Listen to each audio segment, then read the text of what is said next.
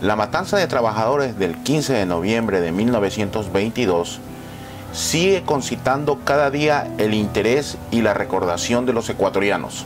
El considerado bautismo de sangre de la clase obrera ecuatoriana tuvo su génesis en octubre de ese año, cuando los trabajadores ferroviarios inician una huelga en sus instalaciones de Durán, demandando mejores condiciones de trabajo, igual que mejores salarios. Estas reivindicaciones son tomadas por sectores sindicalizados de la ciudad de Guayaquil, representados especialmente por los obreros de la empresa de luz y fuerza eléctrica o los transportistas de carros urbanos, y también los obreros del astillero, que plegaron a la huelga el día 7 de noviembre. Entre los puntos que destacaban en la plataforma de lucha se contaban el aumento de los salarios, la aplicación de la ley de la jornada de 8 horas laborables, expedida en el año de 1916, y el aviso en caso de despido con 30 días de anticipación, entre otras reivindicaciones laborales. Para el 13 de noviembre, la huelga se convierte en general, siendo la paralización total en la ciudad de Guayaquil, lo que conlleva incluso a que se realicen cortes de luz y se impida la circulación de periódicos. Los acontecimientos se precipitarían llegando a el saldo trágico de la jornada del 15 de noviembre. El número de víctimas no se ha podido establecer con certeza. El gobierno de José Luis Tamayo menciona 10 muertos y 70 heridos. En cambio, los sectores obreros hablan de 90 muertos y 300 heridos. La cifra ha ido variando con el paso del tiempo y con las nuevas investigaciones que se han realizado sobre el tema. ¿Quiénes eran las autoridades de la época y que fueron responsables de la masacre aquí en la ciudad de Guayaquil? En el año de 1922 era presidente de la República del Ecuador el señor José Luis Tamayo. El jefe de la zona militar de Guayaquil y encargado de la represión en contra de los trabajadores fue el general Enrique Barriga. Mientras, el representante político del gobierno y gobernador de la provincia del Guayas fue el señor Enrique Pareja. ¿Qué organizaciones estaban atrás del movimiento huelguístico?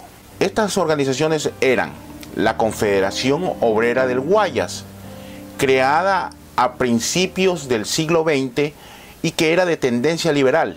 Su creador o fundador fue el cubano Miguel Albuquerque, de tendencias liberales y simpatizante del general Eloy Alfaro. Luego tenemos la Federación Regional de Trabajadores del Ecuador, organización gremial de tendencia de izquierda con una orientación netamente anarquista. Esta organización fue la primera gran central sindical que se creó en el Ecuador y que aglutinó a la mayoría de las organizaciones gremiales y sindicales de la ciudad de Guayaquil, y era en cierta forma la que tenía una postura y una representación muy fuerte dentro del movimiento huelguístico.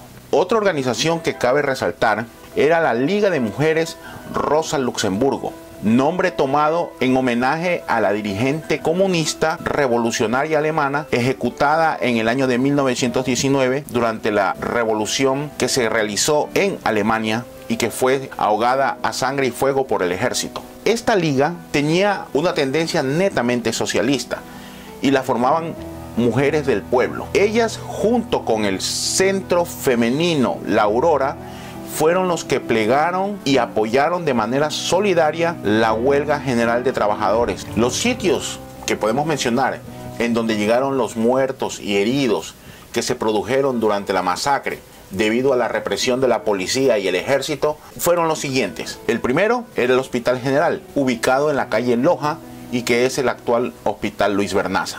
El otro lugar es el Cementerio General, situado en la calle José Mascote y Pedro Menéndez Gilbert. Luego tenemos la Clínica Guayaquil, que estaba ubicada en la calle Pedro Carbo y Clemente Ballén. Y por último, mencionamos la Clínica Parker, que estaba ubicada en las calles 9 de Octubre y Chimborazo. La cronología del día a día o de las horas en que se produjeron los movimientos de trabajadores en apoyo a sus demandas y la posterior represión viene a ser relatada en este momento.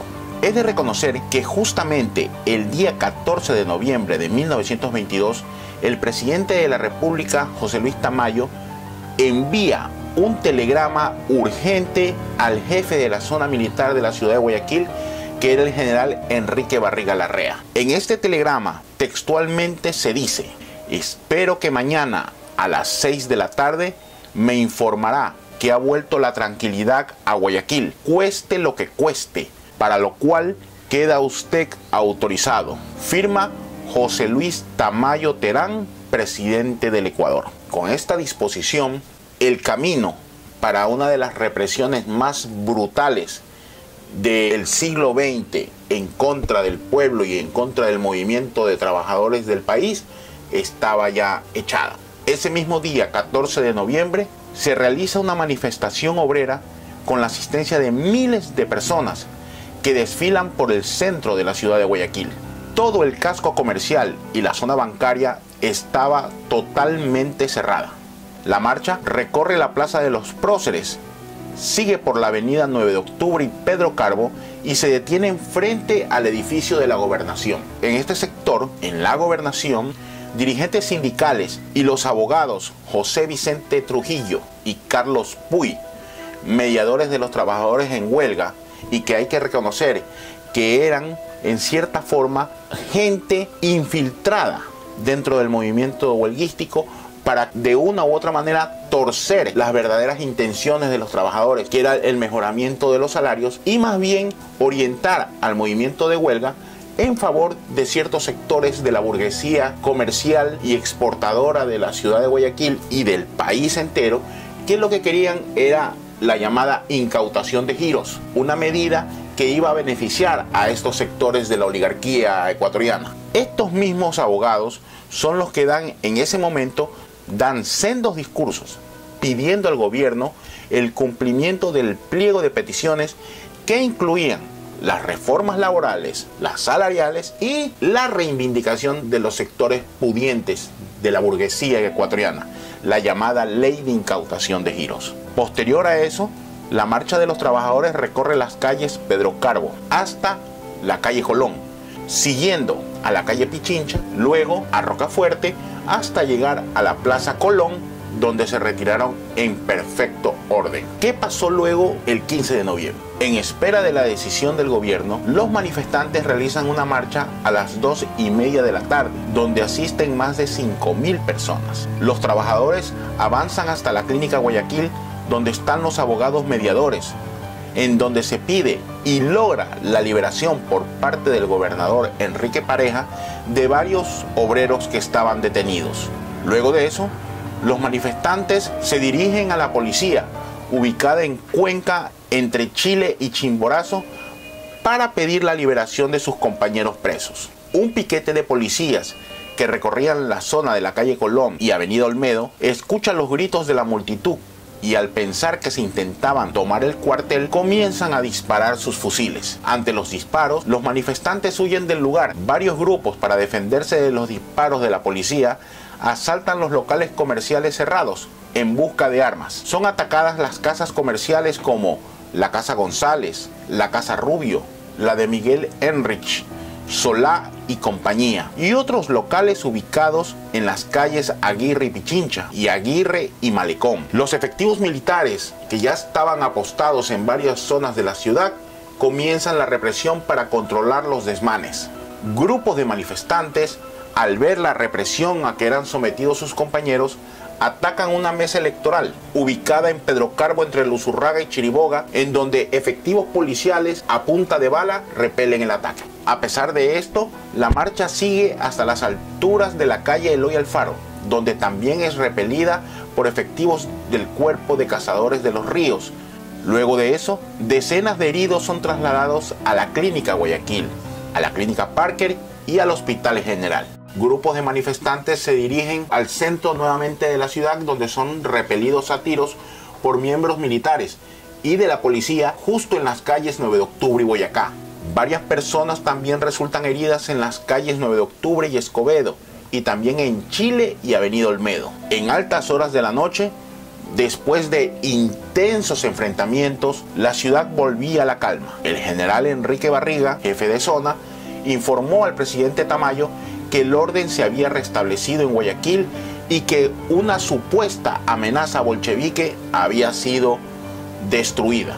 Para el día 16 de noviembre, cuando supuestamente la calma había llegado, las tropas del regimiento Sucre número 3 impiden la llegada de curiosos y de familiares a las puertas del cementerio general, gente que iba a identificar los cadáveres que habían sido enterrados en una fosa común. Unidades del ejército retiran cadáveres de los almacenes Casinel y compañía en el centro de la ciudad de Guayaquil. Los cuerpos son arrojados al río por el muro del Malecón y la calle Mejía. Esto fue denunciado por Diario El Universo en su edición del 18 de noviembre, en la página 3. Después de estos aciagos acontecimientos, el crimen cometido jamás fue sancionado. Más bien, se dijo que Guayaquil había sido salvada del saqueo y de una amenaza por parte de elementos subversivos. Aún el día de hoy, el 15 de noviembre, debe ser recordado como el día del sacrificio de un pueblo